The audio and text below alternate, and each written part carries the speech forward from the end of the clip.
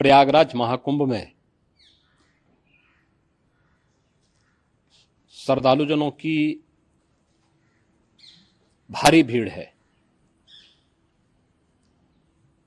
लगभग 8 से 10 करोड़ श्रद्धालु इस समय प्रयागराज के अंदर मौजूद है। कल भी 5.5 करोड़ श्रद्धालुजनों ने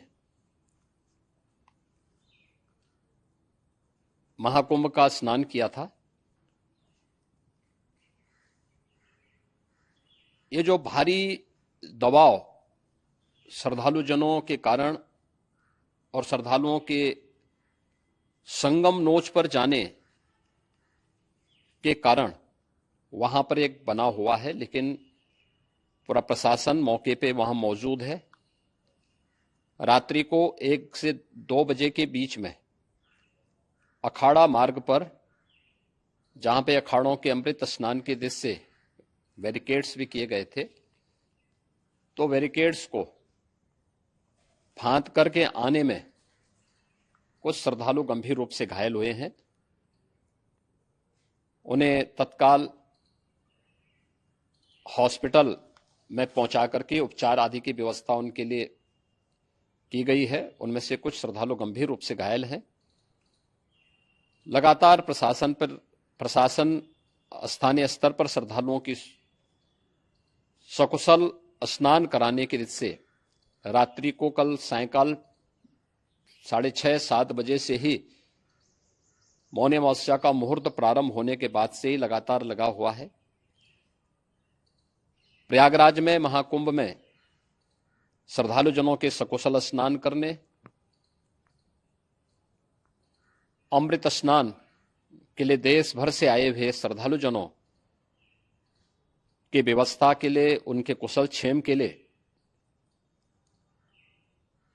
आदरणीय प्रधानमंत्री जी का प्रातःकाल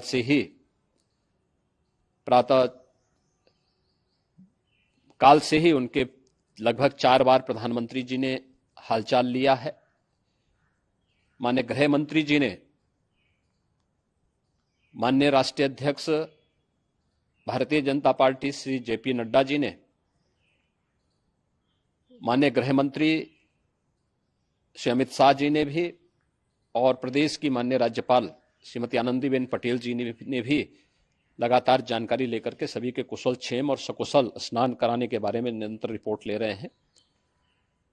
हम लोगों की प्रातःकाल से ही श्रद्धालुजन जो भी आए हैं वे स्नान कर सकें, इसके लिए यहां पे उच्च स्तरीय बैठक भी चल रही है, जिसमें मुख्य सचिव भी हैं, डीजीपी हैं, प्रमुख सचिव गृह हैं, मुख्यमंत्री कार्यालय के अपर मुख्य सचिव के साथ साथ एडीजी लॉ एंड ऑर्डर के साथ साथ अन्य वरिष्ठ अधिकारीगण मौजूद हैं। प्रयागराज में हालात वर्तमान में नियंत्रण में हैं, लेकिन भीड़ का दबाव बहुत बना हुआ है। अखाड़ा परिषद से जुड़े हुए पदाधिकारियों के साथ मैंने स्वयं भी बातचीत की है। आचार्य महामंडलेश्वरों से भी, पूज्य संतों के साथ भी मेरी बातचीत हुई है, और पूज्य संतों ने बड़ी ही विनम्रता के साथ इस बात को कहा है कि नहीं, श्रद्धालु जन पहले स्नान करेंगे और फिर जब उनका दबाव कुछ कम होगा और वे सकुशल वहां से निकल जाएंगे, तब हम लोग स्नान करने के लिए संगम की तरफ जाएंगे। अभी पहले श्रद्धालु जनों को, चूंकि देश भर से आए हैं, तो इसके लिए उन्हें सभी अखाड़े इसके लिए सहमत हैं और सभी लोग इस व्यवस्था के साथ जुड़े हुए हैं।